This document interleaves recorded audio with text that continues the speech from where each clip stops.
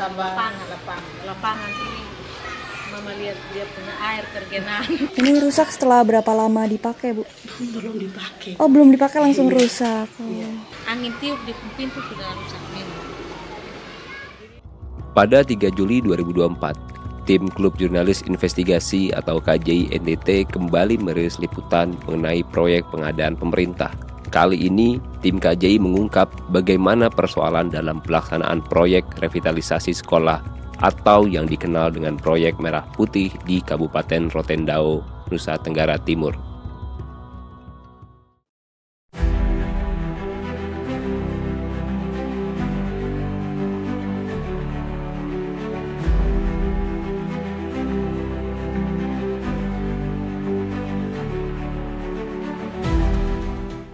Kami mengajak KJI NTT untuk coba menelusuri kembali kondisi terkini proyek Merah Putih pasca liputan terbit. Proyek Sekolah Merah Putih merupakan salah satu inisiatif pemerintah pusat melalui Kementerian PUPR dalam meningkatkan infrastruktur pendidikan di daerah terpencil dan terluar termasuk di Rotendao, Provinsi Nusa Tenggara Timur. Tujuan utamanya adalah untuk memberikan akses pendidikan yang lebih baik dan meningkatkan kualitas pendidikan bagi masyarakat di wilayah tersebut. Namun, proyek ini tak lepas dari banyaknya masalah. Informasi awal dari situs opentender.net, pengadaan ini masuk dalam kategori kuning atau beresiko sedang terjadinya kecurangan. Hingga akhirnya, tim KJI menemukan banyak kejanggalan di lapangan. Mulai dari kerusakan bangunan sekolah hingga kejanggalan-kejanggalan lain dalam proses pengadaan barang dan jasa. Kami menemukan sejumlah kerusakan pada bangunan dan infrastruktur sekolah Merah Putih, misalnya plafon yang retak dan dinding yang mengelupas. Salah satu komponen dari proyek Sekolah Merah Putih adalah pembangunan kamar mandi. Pada bagian ini, KJI NTT menemukan sejumlah kejanggalan. Pertama, material batu bata merah yang semula direncanakan diganti dengan batako. Selain itu, pasir yang digunakan dalam proyek ini seharusnya adalah pasir Takari dari Kecamatan Takari, Kabupaten Kupang, namun diganti dengan pasir lokal dari Rote Tengah yang mengandung lumpur tinggi. Akibatnya, bak kamar mandi mengalami kebocoran. Tidak hanya itu, pintu kamar mandi pun juga terlepas. Hal ini menyebabkan kamar mandi yang sudah dibangun sama sekali tidak bisa digunakan. Sekolah yang tangani, awas tidak bisa.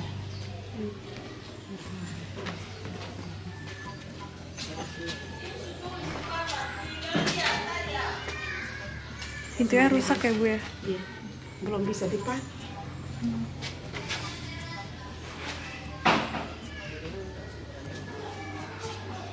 Bocor, Bu. Yang sebelah sini bocor ya? Iya, iya.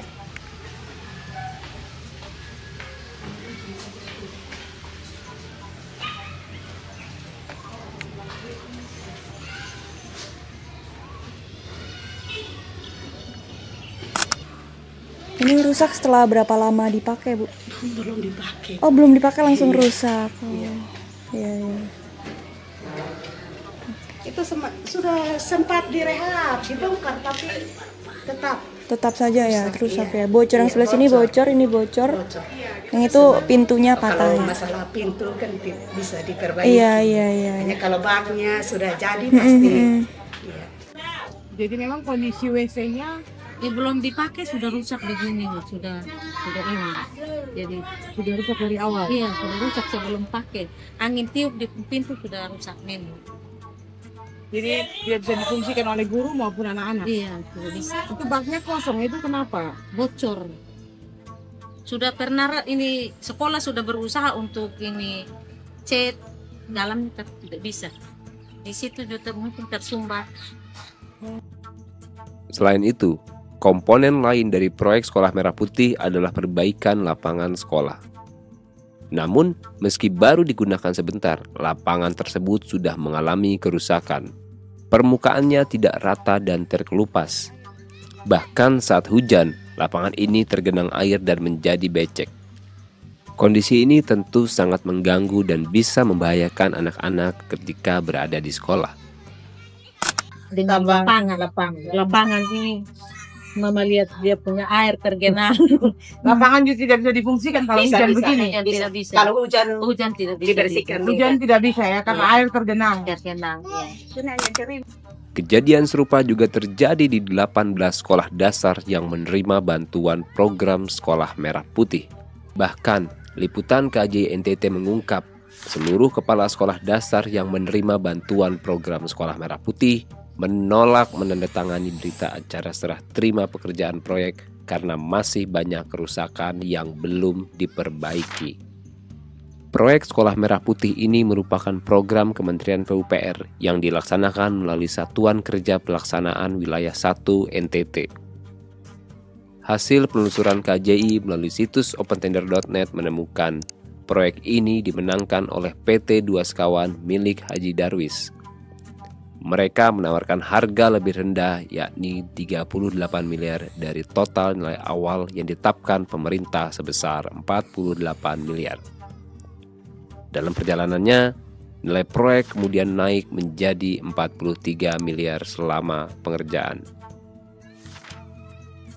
Proyek-proyek pemerintah seperti ini salah satunya revitalisasi sarana dan prasarana sekolah di Kabupaten Rotendao bukan satu-satunya proyek pemerintah yang ditemukan adanya kejanggalan-kejanggalan dan tidak menutup kemungkinan kejadian serupa dengan ini proyek-proyek pemerintah mungkin terjadi juga di daerah lainnya di Nusa Tenggara Timur. Temuan awal opentender.net yang ditindaklanjuti melalui liputan KJI NTT menguatkan bahwa proyek pengadaan barang dan jasa pemerintah masih rawan terjadi pelanggaran. Untuk itu penting bagi masyarakat mengawasi pengadaan pemerintah guna memastikan proyek berjalan dengan transparan dan akuntabel. Kami mendorong masyarakat dapat terlibat aktif dalam pemantauan pengadaan barang dan jasa. Salah satunya melalui situs opentender.net. Mari terus awasi agar pengadaan bebas dari korupsi.